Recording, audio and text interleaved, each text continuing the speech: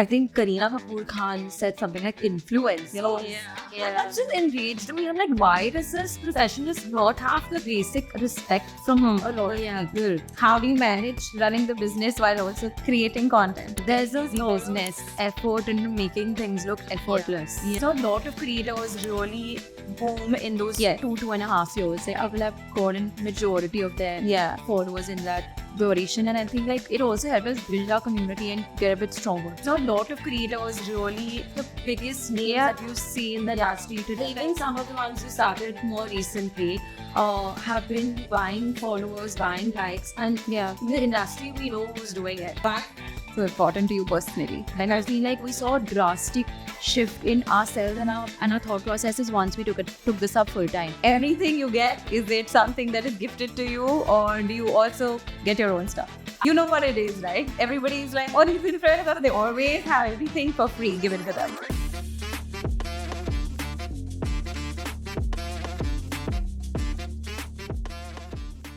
Hi everybody, welcome to another episode of Alina Dissect. Today I have two very special guests with me because I've been following their journey for about 6 to 7 years. So welcome Avantika and Shrishti. How are you guys doing today? I think I'm doing great. I'm doing great as well. It's so nice to be here. I'm glad you guys have come here as our first guests from the fashion space, and I have to tell you why that is because I have seen a lot of influencers since the beginning, especially the ones that came up in 2016-17, do a lot of things that were really unethical. Okay, for example, a lot of them would buy followers in the beginning, all of them. Okay, and I've seen that you guys have absolutely never done it. As somebody from the industry, I kind of go and check. You know, we had to social blade. Yeah, social blade. You know, we had to because we are answerable to the brands that we're working with to connect the influencer to the brand. And so I've consistently seen that whether engagement is, you know, obviously that is sometimes low and sometimes it's more, y'all have always kept the ethical part of the influence intact. And so did you do that like consciously? Did you know what would happen if you did? Of course, definitely. I think that was done consciously, and I think it also trickles down from our parents. Ethical practices, I think, no matter what industry you are a part of, I think it's something everyone must abide by. And I think because we've been so ethical, like all along our journey, we've seen that growth in a very consistent way. Yeah. So I feel like we feel proud to have, never have going into that entire zone of like seeing a lot of content creators get followers, buy engagement, get more work, but I don't think it ever got us greedy. Yeah. So I absolutely agree with her. And another thing that we, always have concentrated on is organic growth. Yeah. I mean, what's the fun of having a bunch of bots on your page and, you're putting out content, but there's actually not even that many people engaging with exactly. I think we all as creators, I think our purpose is much bigger than just kind of making money in this industry. I think we want to give back to our community, build a strong community where people are following us because we're giving them something to follow us for. Exactly. So I feel like that's also kept us going very strong. And you're so right. Some of the biggest names that you see in the industry today, and I'm telling you guys, verified biggest names. All of them. Yes, verified. And not only creators who started in 2016, 2017. Yeah. Some of the ones who started more recently have been, buying followers, buying likes, and in the industry we know who's doing it. Yeah. So when we meet up, we absolutely talk about it. And like, oh, you do? Yeah, so people who actually buy it speak to you about it. Not them, but like the ones who don't. We've discussed. No, but we do engage with the ones that have bought as well, and they very proudly behave like things are normal, and they've been getting a lot of work. So Really, I feel that there's something that this industry requires is more transparency, which I feel is lacking a lot. And I feel like brands are also blinded, which is really wrong for the ones who've stayed true to their roots and just never gone into it's definitely frustrating when you see people getting paid more for absolutely fake. And I don't know if our audience knows this, but you can buy likes and followers for like 10 rupees. Yes, comments, everything. Literally at the disposal of just your finger. You just have to press something, pay some money, and People are getting likes, engagement. And you guys won't believe, when I began Social Media Dissect, there was a time where somebody else bought fake followers on my page. Like 2,000, not them. We've experienced that. I follow them manually. So what is happening? Because I've never bought followers, and I suddenly see random accounts following me, and I was very scared that day. I was like, what is happening? But it does, like, it's very difficult also to stay away from that temptation, knowing that if you actually buy followers, you're gonna get brand deals, you're gonna get noticed. But I feel at the same time, you also know that it's this vicious circle. Like, when you buy followers, at some point, those followers are going to drop, the engagement is going to drop. You're again going to have to buy them. Yeah. So it's literally, why do you want to fall into a trap? It's literally a trap.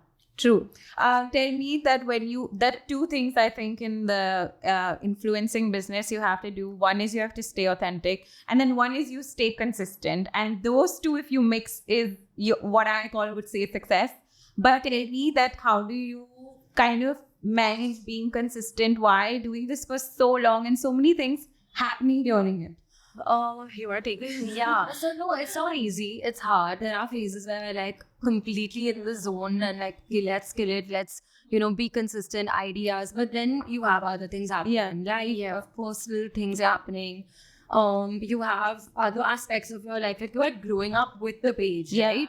So like that keeps coming in the way. But it's how you get back to it. I feel like even though consistency is important, social media is a bit forgiving. So if you come back with a bang, or you come back with a strong piece of content, I feel the lack of consistency can be made up for a bit like that. But try and be as consistent as possible. I think that's in everything you do in life also. Yeah. I don't think that's only when you talk about social media. Yeah. So, and I also feel it's like if you constantly keep engaging with your audience, and if they are kind of up to date with what's happening in your life, even if you're not giving them pieces of content that they want to see, but you're keeping them up to date as to what's happening in your life, I feel like your community is still going to grow. Okay. Like, consistency is something I feel like Avantika mentioned, that it's a part of every aspect of our lives. And sometimes, life hits you and you're not able to do that. But I feel like if you're still engaging with your community, they will forgive you and they will want to see your content when you upload it. Another thing I feel like is an advantage for us as duo creators is that when I am busy with something, then she can take the forefront, and that's definitely been one of our strongest points for us to still be existed in this industry. It's because you can work hard for the the unavailability. So okay, so that has to be the biggest advantage. You have to tell me, what is the biggest disadvantage of working with your best friend? I feel like I don't think there are any. But then must be time. Of course, I feel like there are days when like we have to put aside our friendship on the side and then talk as business partners and be like, okay, this is good for the business, and if you're lacking or if I'm lacking, we need to like buck up and pull up our socks. So I feel like there are days when we've discussed as friends, like we consider our friendship obviously way more important. So like I think because of our friendship also, I think communication becomes a lot more easier. I feel like today if I had my business partner who's not been my friend or probably an acquaintance, some conversations become a lot more harder. I feel like with my friend, I feel like I can have that very ease conversation and it becomes a lot more simpler. And tell me then, so basically for me, what happens is that when I'm not consistent, I feel like I'm not doing the right thing because something's happening in my life. But then on social media, I have to put out this front and be like perfect and, put out content still. And then I think everybody goes through that, while something's happening in life and you can't talk about that on social media, and you still have to, go out there and maybe even show that everything is fine. So how do you guys do that? I think, like Avantika mentioned, we have our days. So I feel like if there's a time for like 10, 20 days, I'm not able to show up, she shows up and the audience is happy to see even one of us. Exactly. And not only on social media, I feel like we also have to show up in person for events all the time. Like, and now that I think about it, I don't think I've ever spoken about it on social media, but I went through this bout of depression where I had to actually like show up to events. I was a MAC Cosmetics and I remember I told her, she was like, I just can't do this. Yeah. And you have to go and like interact with people all the time. It's like a facade. Okay? Yeah. And like you feel you're going through something, you just still have to put that smile on. Absolutely. And like have conversation with people without them having the slightest hint of what you're probably going through. Yeah. That I don't think even I had any idea that probably Avantika was not in her best state of life at that point. Yeah, and then you shoot content. Do that. Oh, and so many things happen in life, right? But I just feel like it's okay. It's a part and parcel, and we're not the only people doing it. There are so many creators. I think it's our business, we gotta show up. Like example, are running multiple businesses and everyone has their days where, things don't go right, but you still need to show up and put a strong front. Yeah. So I feel like There's also a backlash with people saying that, content creators and influencers are always pretending to be, their best version online, and that's not true life. I think we've kept it as honest as we can. And also I feel like, how long can you pretend? That's true. Or like portray a life which is not true. So I feel like we've stayed as honest as we can. Yeah, I think everybody today on social media, even if they're not content creators, only puts out a percentage of their life out on social media. I don't think there are normal people also like who are not influencers or creators who are putting their, sad times out, or even if they are, they're not going to keep going. Otherwise, then it becomes and you've seen this, I'm sure. Yeah. She's complaining, Yeah. or she's whining about And her there's life. so many things that she's so privileged. Yeah, and I also feel like oversharing is very personal. Some people like to overshare, some people want to share certain aspects of their life that they're comfortable sharing. And I think there's backlash either way. Regardless, I know. Yeah. So there's no backlash. Do you ignore it, or does it get to you sometimes? I don't think we have really gotten any such Not backlash. really. Yeah. Sometimes we do get like, oh, why didn't you share this with us? Or when are you sharing this with us? So like that 100%. But it's okay. Like you need to understand that. I think we also developed a thick skin. Like when we get those mean comments and stuff. There's few reels that go absolutely viral. You know you're gonna get like a lot of. When you're the public eye, you have to be prepared and thick-skinned no matter what. You'll get probably 80-90% of like relatively positive comments, but there will be a set of like 5 to 10% where people will they're just behind maybe like a fake account and just a faceless profile who just wants to kind of Exactly. just not like be as we like. So I feel like I've had so many of them, and I learned to deal with them is to ignore them unless it's constructively criticizing. I think I just stay away from it and just ignore it. I think we have our days where we're like, I do want to reply back to them, like, but then there are days where just like, I can't be bothered. Yeah, and I went through this phase where I was like constantly, at once I read about me on Reddit, okay? And then I was like, okay, now let me see what's happening on Reddit. And I just like went into this rabbit hole. And then I was like, let this be, because it doesn't matter. I just saw the amount of hate towards every single creator who was working so hard.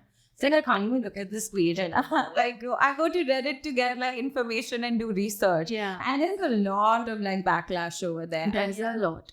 You have to be super careful about what you're saying, what you're doing. It's good. You can be accountable. Like you can get in a good way and be like, okay, now there's some accountability. I can't just like fake anything or like talk about something I don't believe in because they're gonna call you out of that. But on the other hand, it gets a bit mean and hateful for sure. Yeah. And so I think ignoring is the best way. Yeah, Like, that is the best. That's right. But let's talk about the beginning of your career. Do you think that your education kind of played a big part in you guys beginning this as a business? No, I think it was the most random life stint. Okay, so I remember we were discussing. We were sitting at my house, and this was I was about to start my master's in fashion business management, and I think Avantika was. I was just done with my mass media degree. And I finished maths, and I wanted to just like pursue something in fashion. I think after studying accounting and finance, I was very clear that like accounts is not something I want to pursue for the rest of my life, and fashion has always been my calling. I feel like ever since I was a child. So I was like, let's just take the plunge. So I started my course, and I think we were that time. I feel like content creation was such a small industry. There were just like few people that never seen creators and max. Yeah. And it was just fashion. And Yes. I still remember this really clear question I asked Avantika. I'm like, what is so great that these creators are doing that we cannot? I think it was just that. And we were like, okay, let's just give it a try. You know, it's more like a passion project. We'll go for like events. I remember there was this one event we had been called for. Not we had not been called, you had been called via some contact. Yeah. Before you you opened for for an event. She was working at company. And like my boss then knew that I'm doing this on the side. So he's like, oh, you know, why don't you guys come? And that was when I think we just ordered numbers. Oh, yeah. You know, What's that? Like realization that that's something that one we were so innocent. We were there and I didn't know. Yeah. So we just went for that event. We took some pictures and then we're like, you know what? We've created this page on Instagram. I still remember it was 11th May 2016. We created this page and no, if you're born on Instagram, right now you'll see the page was created on 11th May. Okay. And we created this page and we're like, we start posting. So we did our first shoot with some brand that one of our college friends owned. Okay. It's called Amethyst. Yes. Something like that. Yeah. Okay. And we shot some content. We started like posting. Obviously, shared our profile with friends and family. They started following us. I remember we got like about 120 followers in a span of 2 days. It was just friends and family. That's it. And then like in a very erratic way, like 2017, 2018, we posted and just here and there. Okay. Yeah. And we obviously had side jobs, full-time side jobs, which were again very hectic. So till 2019, you were like, you know, we don't know where this is heading. It's just like pure time pass. Okay. Yeah, I mean, also the way that it was giving us happiness, right? Yeah. I don't think It's a 9 to 5 was giving us that much happiness or satisfaction, whether it was, you know, creatively, financially, or in just like creating some value kind of space, which is why we even took out time on the weekends to do this. Right? Every I'm telling you, I think for us it was our creative outlet. Like for me, it was like I'm, you know, doing a job. I did have a couple of fashion stints. I'd done a little bit styling. I've worked with the fashion, like 2 fashion brands and stuff. But content creation was giving us pleasure in a very different way. Like to be able to just style yourself the way you want, work with different kinds of brands. And I think in those 2 years, we did come across few brands that were willing to pay us. So we were like, you know, maybe this is working somewhere, like we're heading in the right direction. Yeah. And 2019 December, we both took a call to quit our full-time jobs. And we're like, you know, let's just take this up full-time. It's paying us decently well. 2020 COVID hit. Oh. We did not expect this, but it was really like, it was a blessing in disguise. For all creators, we saw a big boom in the industry. Because the screen times had massively increased. Everyone was on their phones and gadgets, and it did give us majority of our followers. We saw massive growth in. They were just 1 year. I think 37,000 our job. Oh, yeah. So 2020 it was 37,000, and we were like, you know, let's just give this a try. And we started creating more and more content in COVID. She was shooting at her own house. I was shooting at my own house, and we never knew where it was heading. And we saw a lot of creators really boom in those 2.5 years. Like, people have gotten majority of their followers in that duration, and I think like it also helped us build our community and get a bit stronger, like get hundreds of that. Definitely. Did you try to do something different during that phase that gave you all the push also? Yeah, videos. Video content really became massive. I feel before that, so video content had already started picking up a lot before COVID. But we didn't have reels. Reels came in during COVID at some point in 2021. And we were like, what is reels? Like, we were like, do we need to jump on this bandwagon? Because that TikTok was huge. Yes. And then reels came into play. And I guess that we were a bit late to the bandwagon of reels, but it definitely helped. Yeah. Sure. Yeah. You said in the middle that, you saw these like 10, 15 creators that were there in the beginning. And you said, what are they doing that, we can't. Yeah. And so what was that? What was something different that you guys were doing that you didn't see in others? So I'll be honest. And when I said that, what are they doing that we can't, was in terms of like, it looked very easy on social media. You just click pictures and upload. But we did not know the amount of hard work. So when we started doing it, we're like, this is a full-fledged business. It's not something where you can spare time over the weekend to shoot like one, two. You can, of course, like people were able to do that, and kudos to the ones who managed this with maybe a full-time job. But it does require a lot of effort. Like I feel like we saw a drastic shift in ourselves and our thought processes once we took this up full-time. When you're doing it half-heartedly, I felt like we were not able to do justice to our own full-time jobs or this business. Yeah. So I feel like we saw a change once we took this up full-time, but I would not say that that we were in something different. I just felt like what we saw on social media looked a lot more easier, and I feel like till date, a lot of people who just look at content creators online think it's there's a business effort in making things look effortless. That's what something I learned when we started doing it. I'm like, oh my god, like this just looks like this person went out and took a bunch of pictures and just like took a video and someone recorded them, but there's so much that goes. You see the 9,000 pictures that are taken to upload that one image online, the amount of perfection you get to get that image, to get that look created.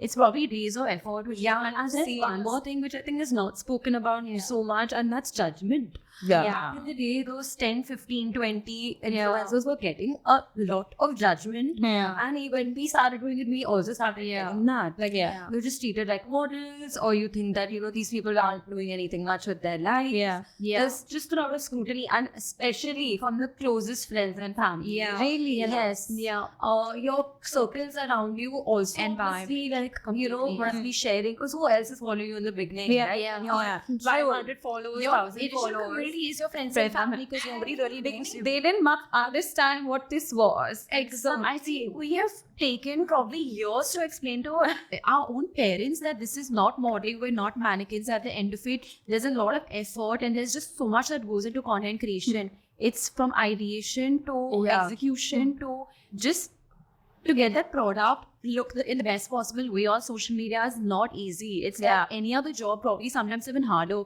We don't have a Monday to Sunday. We don't have a Monday to Friday 9 to 5 job. Our jobs are literally round the clock, 24/7. We've had conversations with brands at 11:30 p.m. at night. Shot at 6 a.m. in the morning. So I feel like we have the most erratic schedule.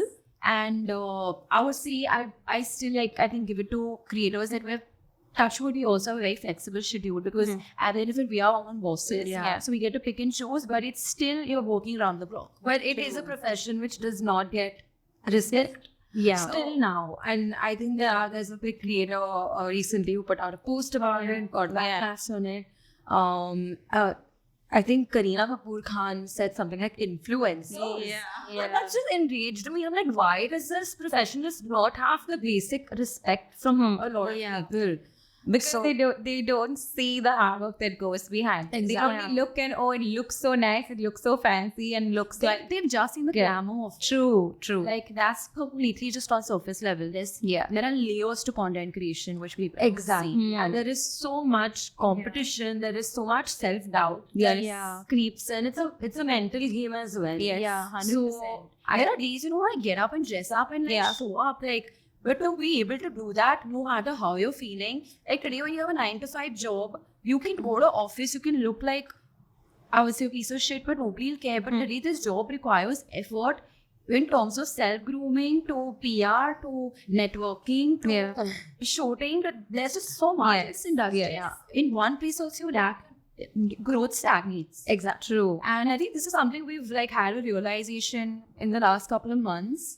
So I feel like we're also learning every single day in this industry. If the time you don't adapt, you're never going to see yourself growing. And so what have you done to kind of adapt to content? Because I know that from the beginning, it's changed a lot. Like you could go and take a picture and work so hard on taking that picture, and now it can't be just a reel also. It has to be something that is more than that. So how did you adapt to that? I think we have adapted to trends as and when they've come. Maybe TikTok, maybe reels, maybe video content, maybe carousels like carousel posts. So I feel like we've adapted as and when, but I think I think it also tried to create what we wanted to see. Like when we talk about, something that really gave us a bunch of followers, forget followers, a community. Like our series, Let's Local It, Behind the Line. As Suna mentioned, Let's Look at It because I loved that series. When I saw it, I did not expect you guys to do it because I thought that that's not luxury content and you guys are known for creating luxury content. So when I saw it, I was like, that's a fresh take and a new thing. And I feel like that was much needed because nobody's talking about it. Everyone, like, even if you're a luxury, like somebody who buys luxury, you don't always want to go and spend a ton of money on clothes. Clothes is something that, I think people still want to see more fresh options for. In India, unfortunately, we have only Zara's and H&M's and a select few international brands. But when it came to local stuff, it was mainly offline.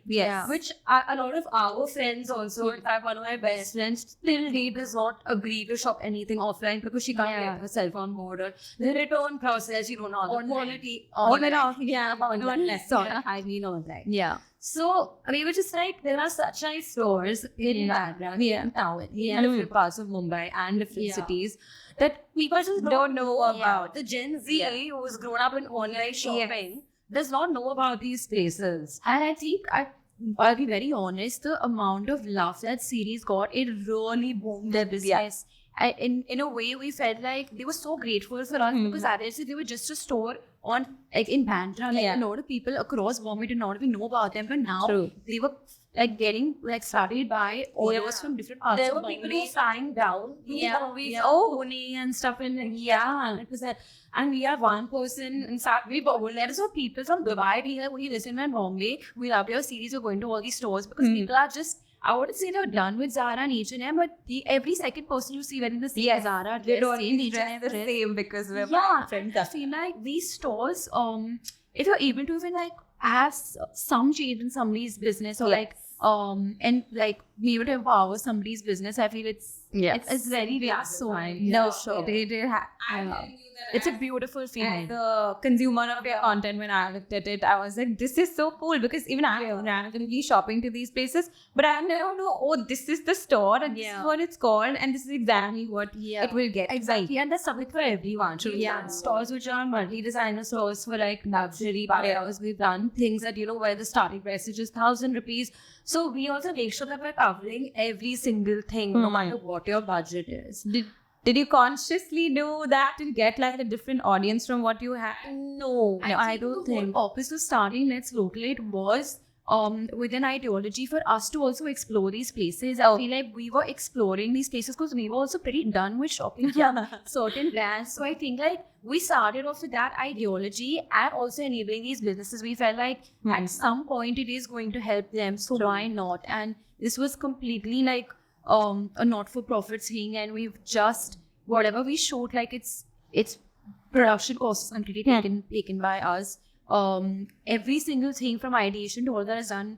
We just basically reach out to the store and tell them we want to cover your store and it's going to really help your business. And the amount of love we've gotten from every single store till date that we've got that we shot with, it's like Harika said, it's really gratifying.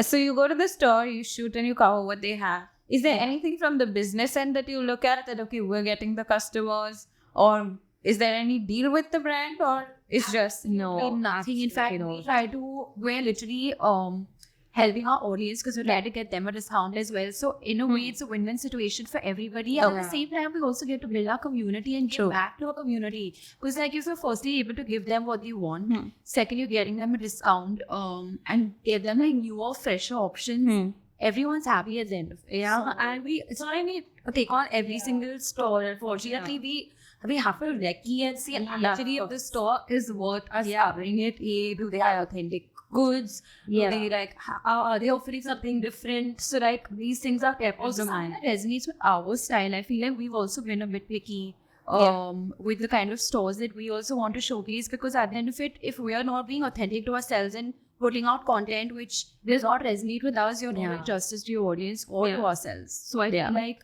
we stayed true to ourselves from the very beginning.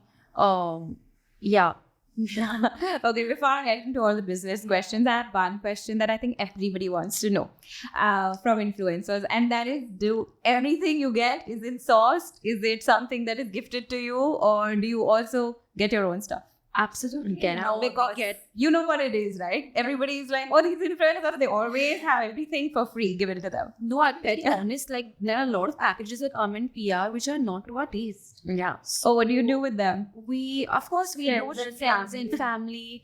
We do giveaways with our audience. We don't like to do that on the page. Yeah. So we sometimes just send to our community followers who have been regular. We just ask for their address and we try to send them stuff, ship it to them. Doing nice on the page has always been tricky because then you kind of like lose the follow. Like, I think it's a very lot of people get followers via giveaways for a very short duration, and people unfollow you because their whole ideology to follow you is for the kids. So you feel like, okay, if the people in that community who engage with us and without expectation. Yeah.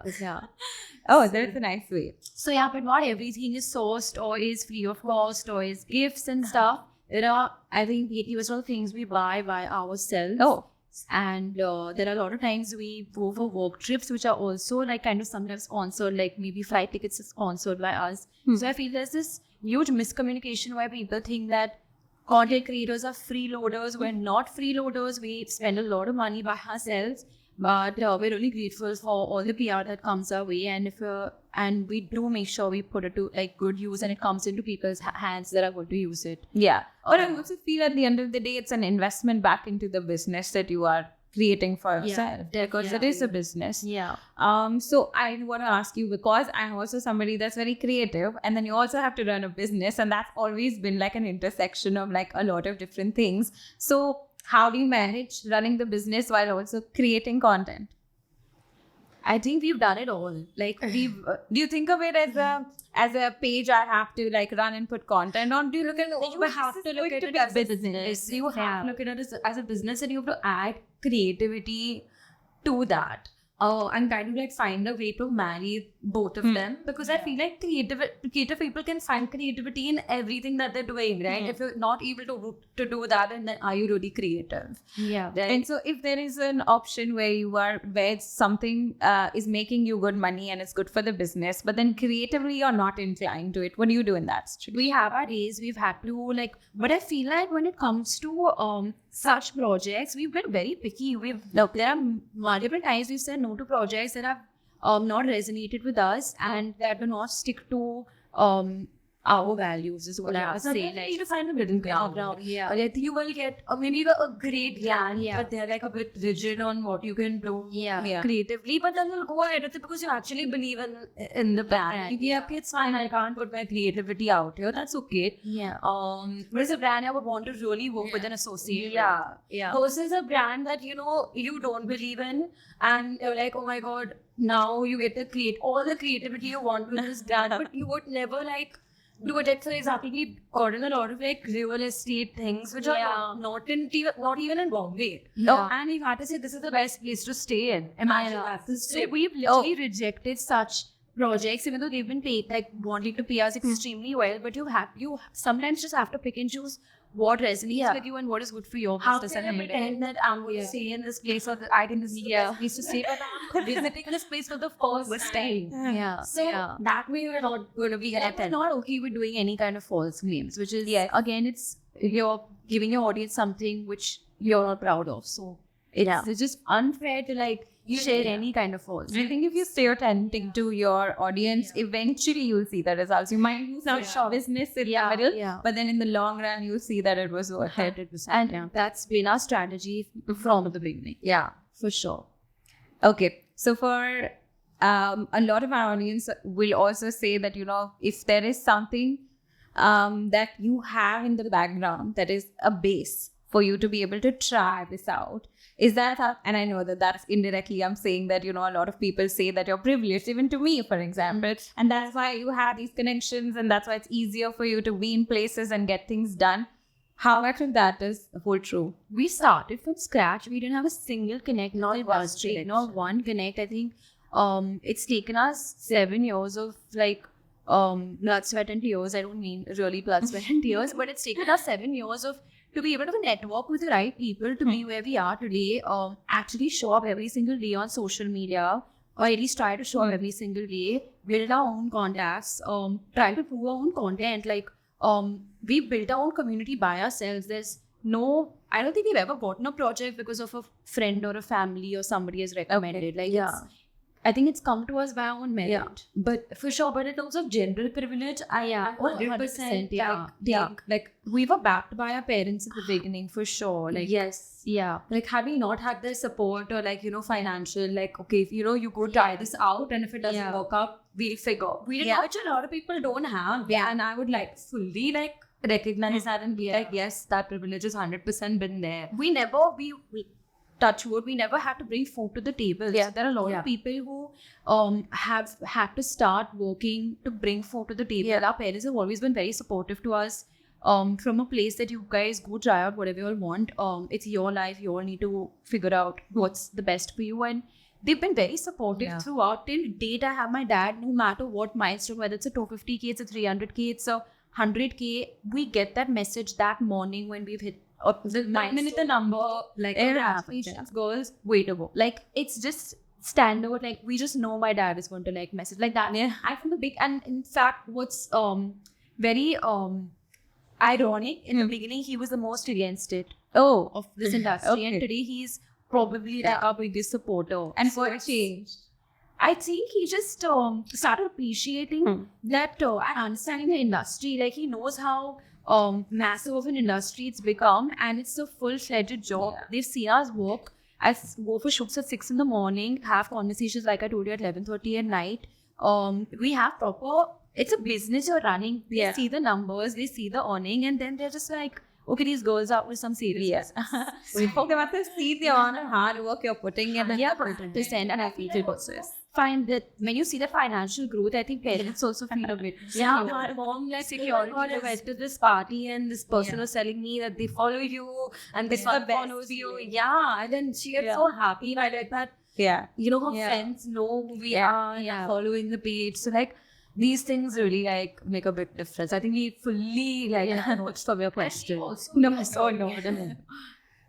I think that family support is really important, and it does help the ones that have it. It makes you much more confident to be able to go out there and get things done. 100%. But since, like, I'm talking about the business side of it, okay, I have to ask, for newer content creators and people who want to get into this space, when did you guys decide to get like a manager or a team on board, and then how did you guys figure out what they need to do and all?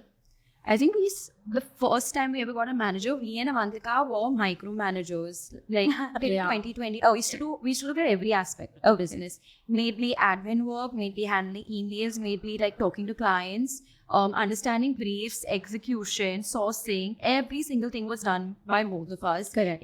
Of course, we used to divide the load from between both of us. But when it came to getting a manager, I think it was 2022 when we had a freelancer who joined us on board, and slowly we started developing a team from having like a content team in place, interns, and a manager really helped to take a huge load off us. And to put some processes in place, like, just to like help us like go from, you know, this is how this should be done, and you know, be a little structured in the business.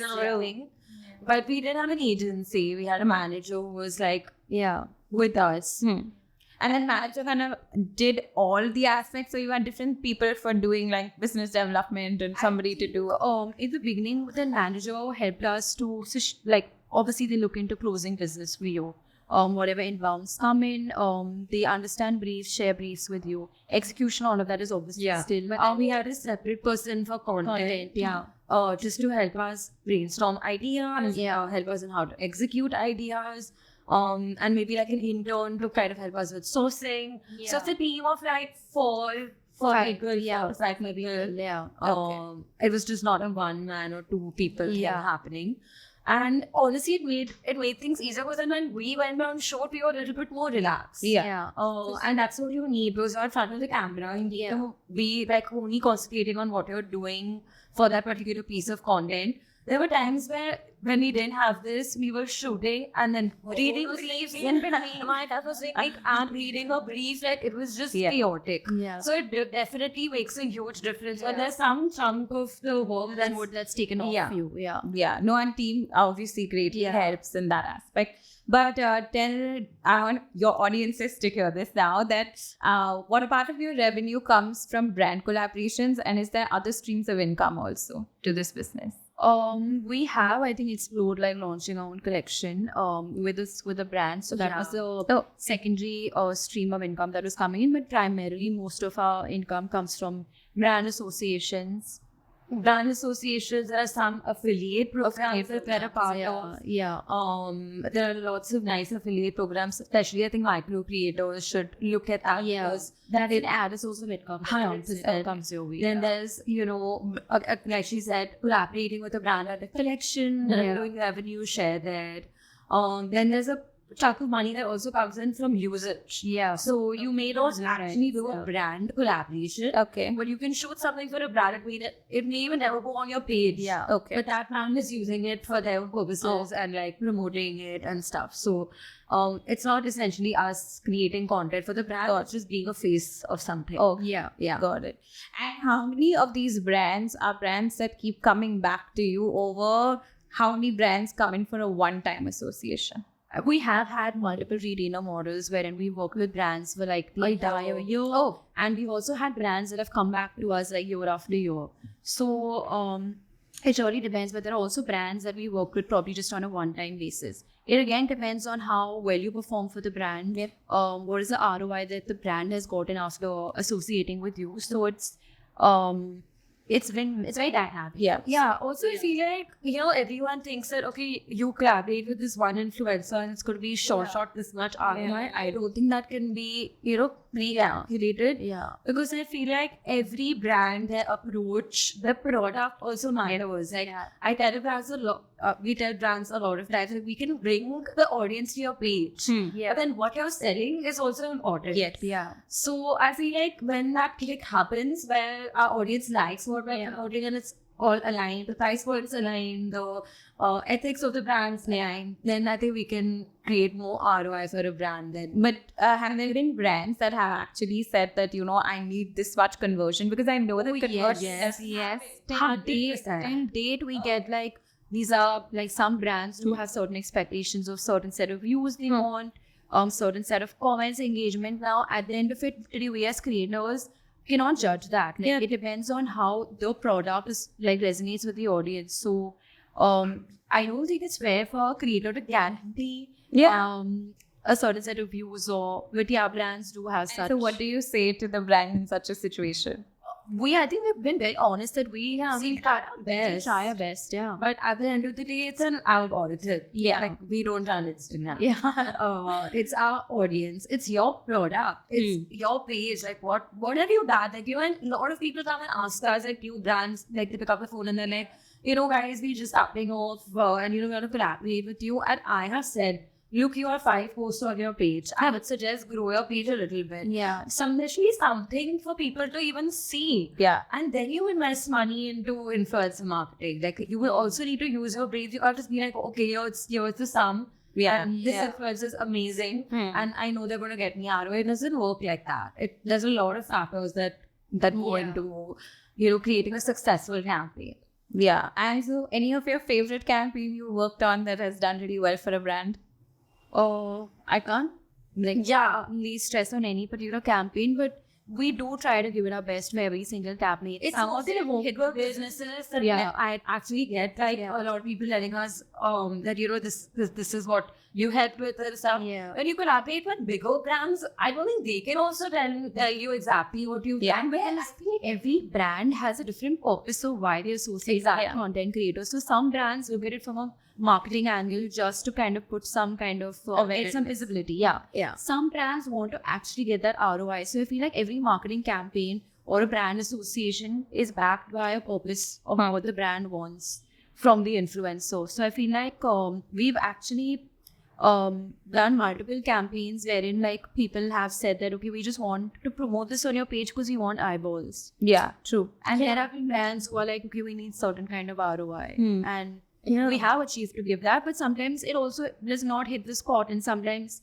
you miss the boat and like you're not able to give that to the brand. So this is a very common in this we industry. aren't able to do that, then we make sure as a company that we will go out of our way to do more. Do extra deliverables that in there, if a brand collaborates with you and say they don't get the results that they're looking for, then what happens in that situation? We always, like, firstly, we analyze it ourselves as well. Because there'll be a lot of people in very smart brands who come and tell you that even if you've helped them, right? Yeah. So firstly, we, especially with homegrown brands or like, brands like we actually track things, we track it ourselves. We look at, okay, how many followers have increased or like what's happening, how people on our page, link clicks, we can see that, right? And we do this follow-up activity with brands saying like, what was your response when we associated with you? Like, did it help you in terms of ROI? Did you get visibility? So it's a follow-up activity that I think every creator should do with the brands they associate with. Analytics is something everyone must study because it helps you better I create stronger strategies moving forward. And So have you done anything particularly changes to your content based on the analysis that you've studied? I think that's the whole point to studying your analytics, to be able to better yourself and understand what your audience is liking, what they're not liking. And you can give back much better. And the audience must have changed throughout all these years.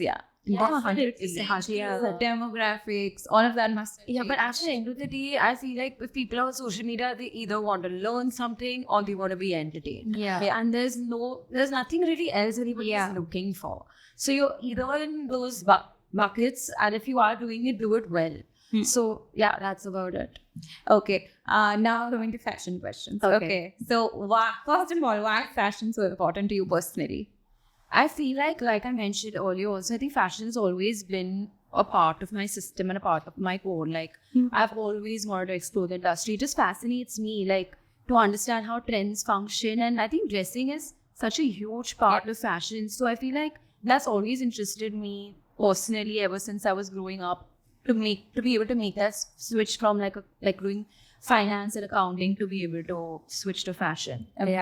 For me, and I realize this now again, my mom's been a huge influence. Like growing up, my main bonding activity with her was going shopping. And till date, she is on all of the sites all day, and it just makes her happy.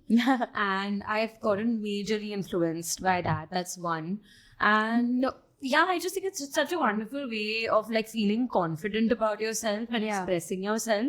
Like the right dress or the right outfit can actually change the way you think. It can amplify your mood.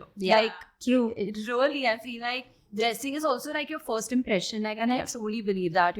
I think when we were younger, we never really understood that. When we were young, we used to just be dressed up by our parents, how they want to dress us up. And I feel like once we grew up and, fashion and like styling yourselves came into our own hands, it's expressing yourself, your day, how you're feeling. It's just a form of expression which it's so personal to everybody. This I think a lot of people don't understand, and I have to tell you about this incident. So basically, I had an image consultant on board. So I'm not from the fashion background, but I'm very interested to learn new things. Okay, so I went to her and I took a session with her about like styling and all, and she told me this mistake that I was making in fashion. She's like, "You're still dressing as if you're a teenager." And that time your life was very different, your circle was very different, what you were doing is very different. And look at you, all even t-shirts have gone out of my mouth. She's like, you can't be and who you are and what you want to do. You can't be wearing t-shirts and see baggy jeans to like, office work. And then I realized by taking that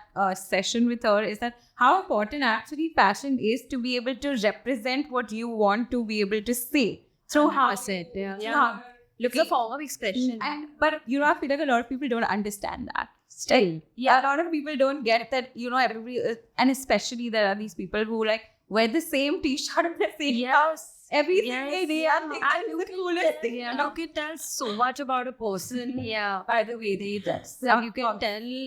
But again, I feel that's very personal. Like some people just not interested in fashion. I feel like it's not something that represents them. Like for them, it's like my personality is more important to me than how I'm dressed, you know? Yeah, So I for sure. feel like, but for me, it's still the first impression. Now, today somebody walks into a room, their dressing can say a lot about them. Probably when they open their mouth, they'll probably be a different human being. But when you do have a conversation, I feel your dressing is Even first I impression. we think that it's important, and why a lot of people that I'm around will wear the same t-shirt and jeans, especially men around, you know, who are working now in this generation. Otherwise, it was suits and all. But now, like t-shirt, and that's what they're wearing every single time. Yeah. And different I colors. feel like you have so much more to express and to be able to also dress to the occasion. I feel like people are not dressing to the occasion most of the time. So it's something you kind of like acquired. So it came naturally to you guys, or you guys developed the skill? I think for me also, so I have a twin sister, and we both have been very fashion oriented, even though she's not a part of the fashion industry, but she's been my, I would say like we get inspired from each other and each other's fashion every now. For example, I'm wearing a dress right now. So yes. So my thing is, I feel like you draw inspiration from your environment, from people around you.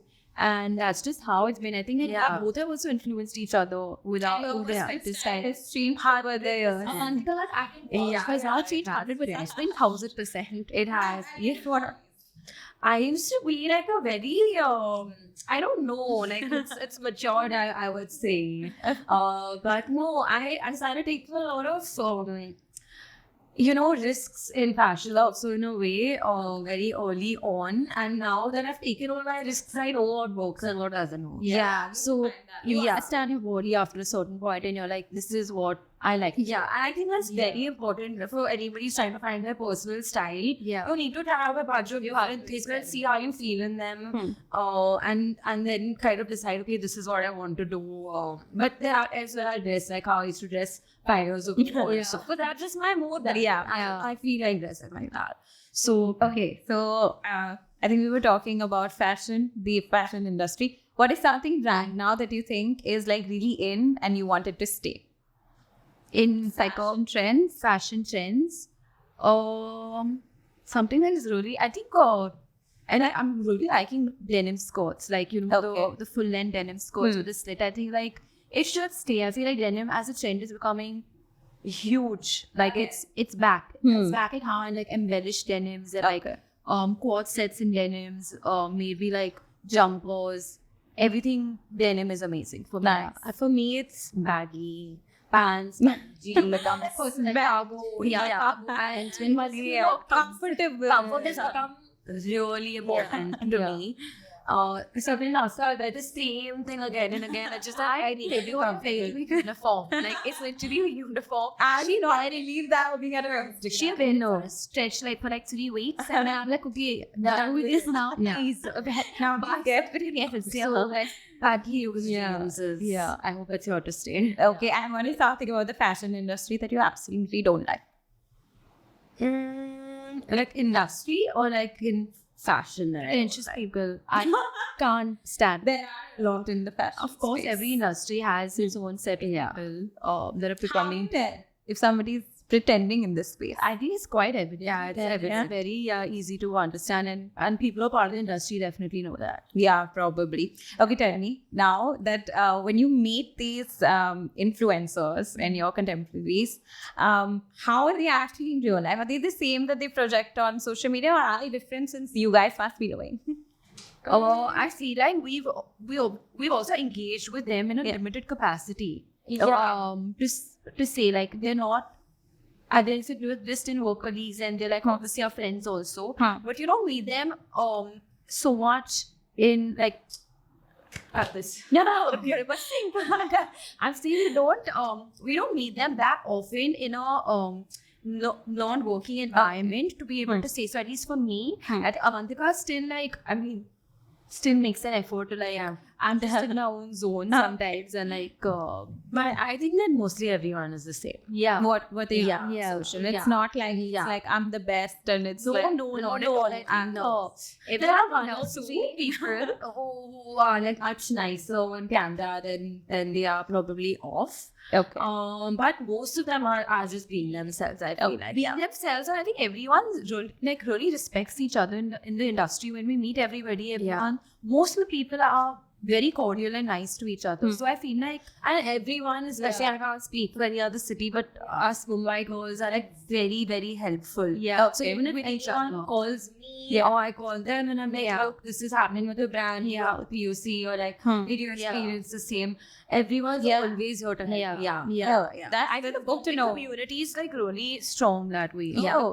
Global community for sure. Each other like that. In a non-working environment. You know, be like everybody's like everyday friends, but everyone's here to help and everyone's like knows that there's space for everyone. So there's no like unnecessary competition that's happening. I don't think there's ever any kind of unhealthy competition. That's really nice to hear. I feel everyone has their own journey. We all are on our own path. I feel like today we have a different purpose as creators. Everybody has their own purpose. So I feel like at least we've reached a point where it doesn't make sense to compare with anybody else in the industry. Everyone's doing their own work and everyone's doing well for themselves. Yeah, nice. I want to also, this is for content creators that are starting out. If you could do something differently today versus what you did when you were starting out, it would help the other content creators a lot.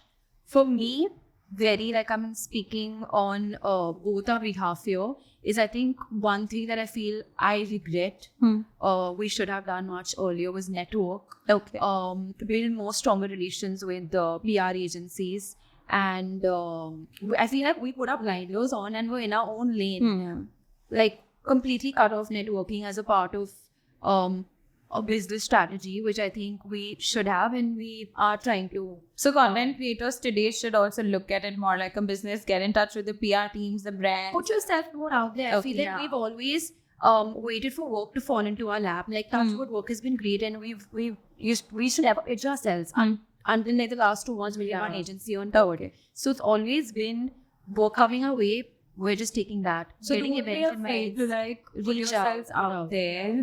You might get rejected, but like if you never try, you'll never know, right? You'll get 8 rejections, but you'll get 2 positive replies, and those 2 positive replies can convert to 10 more positive replies later on. So everyone has to start somewhere, and I think we've learned this way later on in our business right now, but it's something that we do want to work on. Right. That's something that I think y'all are doing much more now.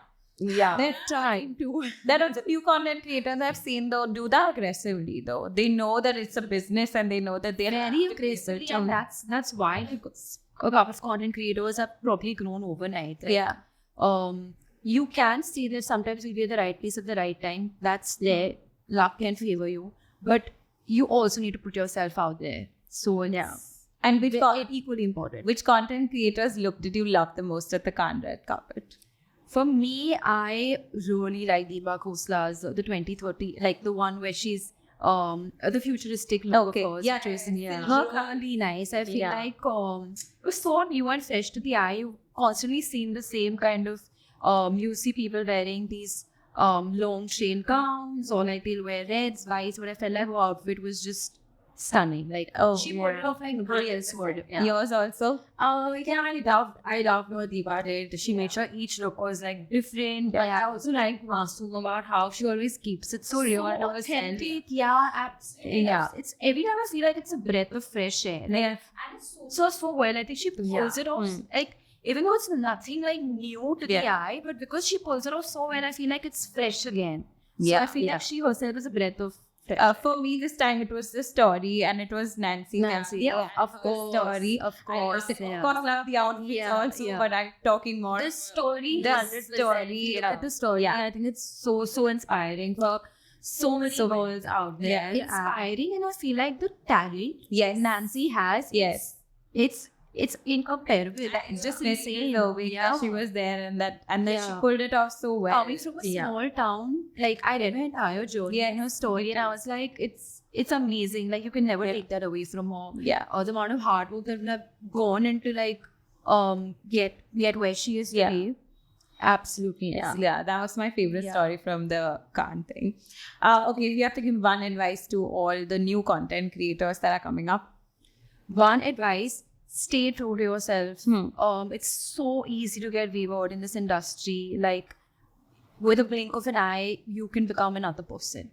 For sure. So stay true to yourself and like be your own art. I feel like when you do, of course, like practice ethically, like your business is it's, for me, I feel like how I look at it as a business is also like feeling safe there. So I feel like it's my safe space. So why would I want to do any kind of unethical practice? Yes. Yeah, and I would like to tell new creators to kind of just be authentic. I see a lot of people just like ripping off other people nowadays. Yeah. And it's not cool. Like, just be authentic, because it's you know who's done it. Exactly. Yeah. At the end of the day, everybody knows and sees who's done it. Yeah. I see a lot of fashion content creators do the same thing that other fashion content creators are.